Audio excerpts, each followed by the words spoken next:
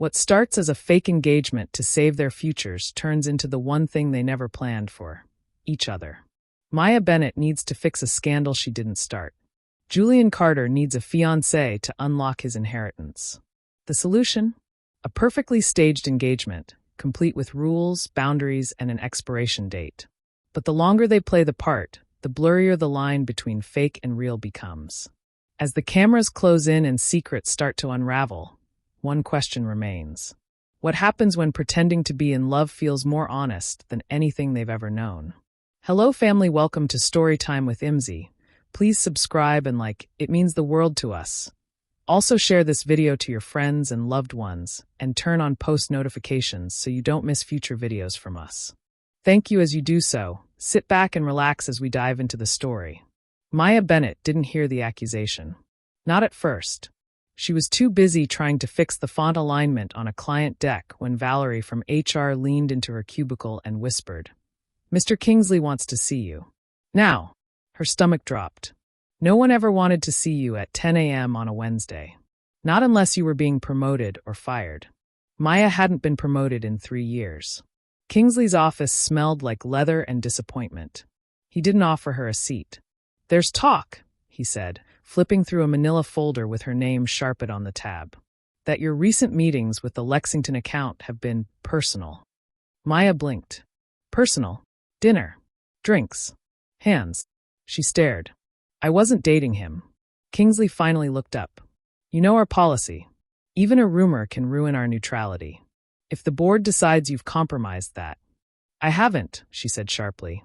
"But thank you for the assumption." The look he gave her said everything. "You're replaceable." She fled to the rooftop garden with a coffee and a pulse she couldn't slow down. The city looked too big from up here. Too fast. Zara picked up on the second ring. "Tell me what happened." "I'm about to get fired for a relationship I didn't even have," Maya muttered. Zara was quiet for a moment. Then, "You need a real fake boyfriend." Maya laughed bitterly. "I need rent money and a new resume." "No, listen, Julian Carter. My boss. You know him. I know he doesn't blink unless it's profitable. He needs a fake engagement. Some trust clause, family inheritance drama. You fake being in love. He keeps his money. You keep your job." Maya groaned. "I can't lie to the entire city with a man who probably files emotions under tax deductions." But 2 hours later, she was sitting in a corner booth at the Marlowe Hotel, across from Julian Carter, watching him scroll through a calendar on his phone like this was a business meeting. "We'd go public next week," he said. "A dinner here, maybe a gala. I'll arrange press. You'll move in, of course." "Of course," Maya echoed, stunned. "Do I at least get a say in the fake backstory?" He looked up, expression unreadable. "You'll have a say in everything that doesn't matter." She didn't like him, but she needed the job more than she needed her pride. She picked up the pen and signed the contract. Julian Carter's apartment looked like it had never been lived in. Everything was black and white and expensive, clean lines, sharp edges, glass and silence. Maya stood in the entryway, suitcase in hand, feeling like she was trespassing in a showroom.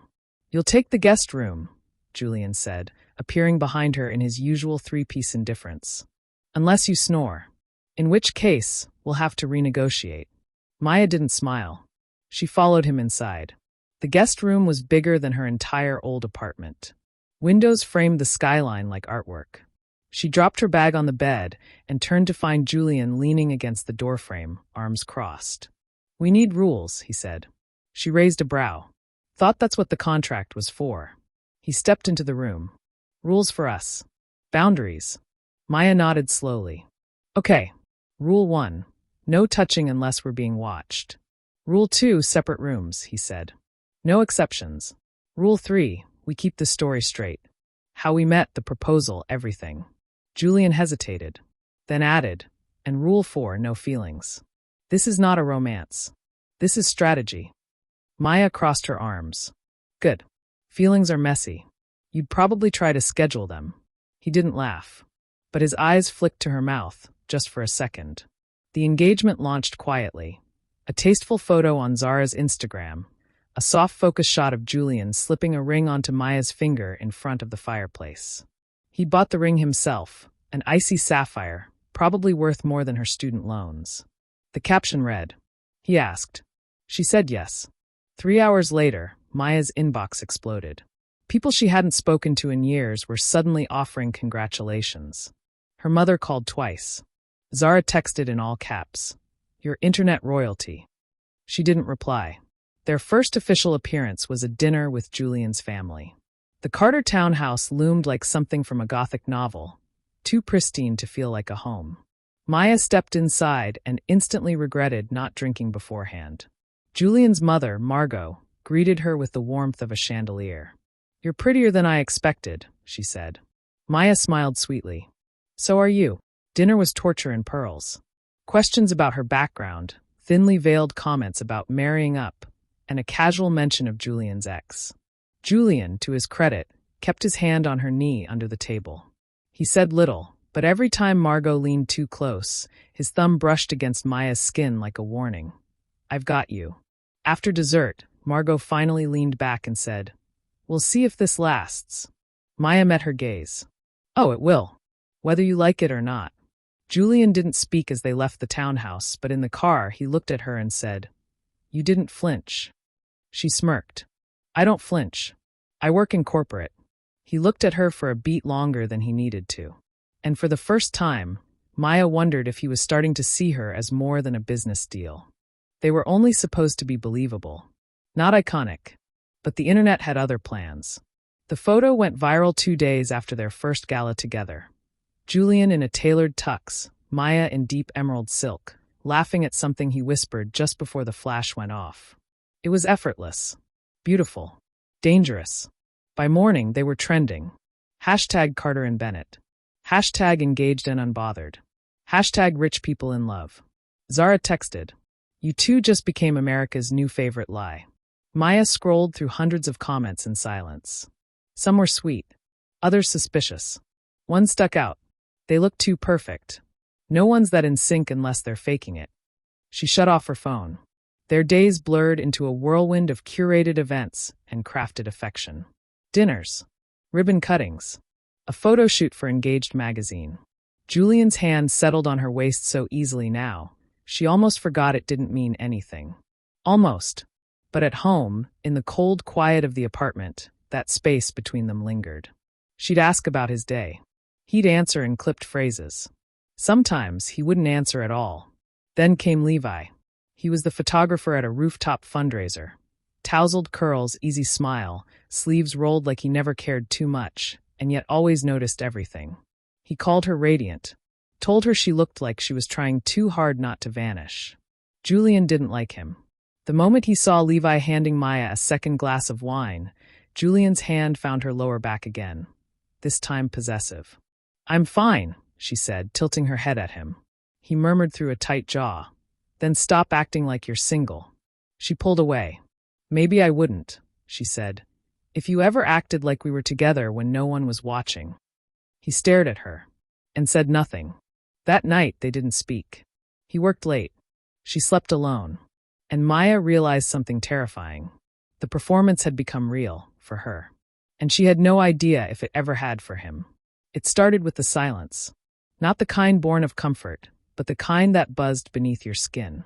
Julian had been quiet before, but this was different. Distant. Like he was holding something back, or worse, pulling away. Maya tried to ignore it. She filled the space with small talk, let their hands touch during public events, posed for photos with practiced smiles. But the warmth that once flickered behind the lie was gone. Then came Harper. She found Maya at a cocktail party, slipping through the crowd in red silk like a bloodstain. Harper Blackwood, Julian's ex, the kind of woman who always looked like she belonged on the arm of someone powerful. "You must be the new one," Harper said, sipping her champagne. "I used to stand where you are." Maya raised an eyebrow. "Sorry, are you trying to intimidate me?" Harper smiled. "Just reminiscing. Julian loves a good script. I was chapter 3. You might be chapter 4. She walked away before Maya could reply, perfume and smugness trailing behind her. Maya confronted Julian that night. She said you fall in love like it's business. Julian didn't look up from the glass of scotch in his hand. She's angry because she thought she could change me. Maya crossed her arms. And can you be changed? His silence was the answer. The fight that followed was the ugliest they'd had. "Levi's been texting you," Julian said, jaw clenched. "Do you think I haven't noticed?" "He talks to me," Maya shot back. "Unlike you. At least he doesn't look through me like I'm a press release." This was never supposed to be emotional. "No," she said quietly. "But it became that for me. And you let it." Julian opened his mouth, then closed it. It hurt more than if he'd said something cruel. She packed a bag that night, just enough to make it feel like leaving. She stood in the hallway waiting, hoping for him to stop her. But the apartment stayed still. His door never opened. Maya stepped into the elevator and let the doors close on the illusion. Julian didn't call. Maya waited 3 days, pacing the cheap hotel room she'd booked across town, every minute wondering if he'd show up, or text, or say anything at all. He didn't. So when his name popped up on her phone, dinner. Tonight. 7, the Argent dot, she almost didn't go. But she did. The Argent was too quiet, too elegant, too familiar. The same booth, the same corner, but everything had changed. Julian stood when she arrived, eyes shadowed with something she couldn't read. She sat stiff. "You wanted to talk?" He nodded. "I owe you an explanation." Maya folded her arms. "You owe me more than that." Julian didn't argue. He looked tired, less like the untouchable heir, more like a man trying not to break something fragile. "I don't do feelings well," he said. "I never have." Maya didn't flinch. "That's obvious. My mother left when I was a kid. Said our house felt like a negotiation. I guess I never unlearned that." She said nothing. He met her eyes. "But with you, it wasn't a deal anymore. Somewhere between the lie and the headlines. I started wanting it to be real." Her breath caught. "You kissed me," she said. Then disappeared. "I was scared," he admitted. "And stupid." The silence between them was brittle. Then she reached for his hand, slowly, deliberately. "I fell too," she said. His fingers curled around hers. That night, she didn't go back to the hotel. They sat on the couch until dawn, barefoot and quiet, the city humming outside. He told her about his childhood. She told him about hers. They didn't kiss again. But they didn't need to. For the first time, they didn't have to pretend. Maya saw the headline before her coffee was ready. "Engagement Gate, Carter-era scheme exposed?" New York Pulse. Her photo was splashed across the front, laughing in Julian's arms. Beside it, screenshots of their leaked contract. Bullet points. Rules. Signatures. The kiss from the gala, framed like evidence in a trial. The caption beneath? Was it all a performance? Her hands shook as she scrolled. Julian's office was chaos. PR phones ringing. Legal threats flying. His assistant's voice crackling through the intercom every 30 seconds. He didn't look up when she stormed in. "Tell me you didn't leak it," Maya said. Julian's jaw was tight. "I didn't. But someone did. Someone close. I'm handling it." "No," she said, voice rising. "You don't get to handle me like another scandal." He stood, suddenly furious. "Do you think I wanted this to blow up? I've lost control of the trust. My name's getting dragged. And I've lost everything," she said, chest tight. "My job's on hold. My name's mud. My life's been rewritten as your footnote." He stepped forward, regret in his eyes. "Maya, no. You were supposed to protect me." She turned before he could speak again. And this time, he didn't follow her. Later, she saw the news. The Carter board had frozen Julian's inheritance. Indefinite review. Public fallout pending. She didn't care about the money. But she cared that he let her walk away. Again. That night, she sat in her old apartment, surrounded by boxes she'd never unpacked, listening to the silence he used to fill. She opened her phone. No texts. No call. Just a single draft message unsent. "I still love you." She stared at it, then deleted it. Julian Carter hadn't cried since he was 12. But the morning he handed in his resignation to the Carter Foundation board, something in him cracked. He had walked away from the money, the legacy, the life he had spent years trying to hold on to. Not to prove a point, but because without Maya, none of it mattered. Margot Carter found him in the corridor. "So this is it?" she asked. "You're throwing it all away for a woman who doesn't want you?" "I'm letting it go," he replied, voice low. "Because I've finally figured out what isn't worth fighting for." "And what is?" He looked out the window where the city moved like it always had. Too fast, too full of stories no one ever told. Maya, he said. She's the only thing that ever felt real. Across town, Maya stood by the window of her hotel room, his name still fresh on her tongue. He'd texted her once. No press. No lies. Just me. Come if you want the truth. Attached was a map pin, the Marlow rooftop. Where it all started. She stared at it for hours. Then she grabbed her coat. The rooftop was quiet. Early spring wind curled around her legs as she stepped out onto the familiar stone tiles. Julian stood near the edge, hands in his coat pockets, like he was afraid to turn around. When he did, his face didn't carry any of the armor she remembered. No coldness. No arrogance. Just him. Tired. Hopeful. Scared. I gave it all up, he said. The money. The foundation. The family name. Maya swallowed. Why? Because you're the only thing I wasn't pretending about. He pulled something from his pocket. Not a ring. A folded piece of paper. Their original contract. One line was scribbled out in red ink. Rule number 5, no falling in love. Underneath it, his handwriting. Too late. Maya laughed, choked by tears. You're such a dramatic idiot, she said. He stepped closer. But I'm yours. If you want me. She didn't answer right away. She didn't need to. She stepped into his arms. And for the first time, no press, no script, no pretending. She kissed him like she meant forever. It was quiet in the park that morning. The trees were just starting to bloom, and the city hadn't quite stirred. Maya sat on a bench with a paper cup of chai warming her hands, watching a golden retriever chase pigeons across the grass. Julian walked up slowly, a little breathless, like he'd run the last block. No suit. No press. No expectations. Just him. Thought you weren't a morning person, she said, glancing at him sideways. He sat beside her. I'm not. But I didn't want to wait anymore. She smiled, but her heart was already racing.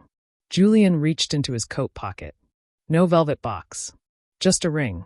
A simple gold band with a single diamond. Nothing flashy, nothing curated. Just real. He held it out, voice steady. No contracts. No press releases. No rules. I'm not asking you to play a part anymore. He paused. I'm asking if you'll marry me.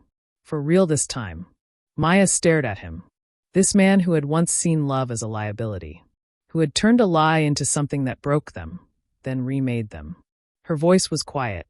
You're not very good at this. He nodded. Terrible, actually. She took the ring from his hand. Slipped it on. Then leaned in and kissed him. Slow, certain, sweet. I love you, she whispered against his lips. He closed his eyes. Good. Because I'm never letting you go. They got married on a rooftop in spring. No aisle. No flashbulbs. Just Zara officiating, Julian looking stunned in love, and Maya laughing through her vows when the wind almost stole her veil. It wasn't a fairy tale. It was better. It was real.